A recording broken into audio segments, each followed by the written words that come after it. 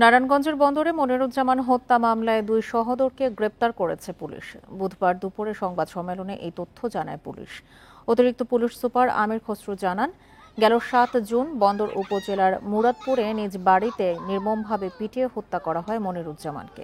এখন জন্ম সনদ দিয়ে খোলো বিকাশ স্টুডেন্ট অ্যাকাউন্ট, নিজের বিকাশ নিজে কর। ঘটনার একটি ভিডিও সামাজিক যোগাযোগ মাধ্যমে ছড়িয়ে পড়ে। সেখান থেকে আসামিদের শনাক্ত করা হয়। মঙ্গলবার রাতে বন্দরের নয়াবাড়ি এলাকায় অভিযান চালিয়ে ফরহাদ ও ফয়সাল নামে দুই ভাইকে গ্রেপ্তার করা হয়।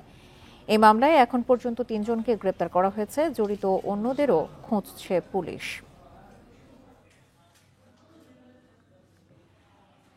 বন্দর থানার মুরাদপুর এলাকায়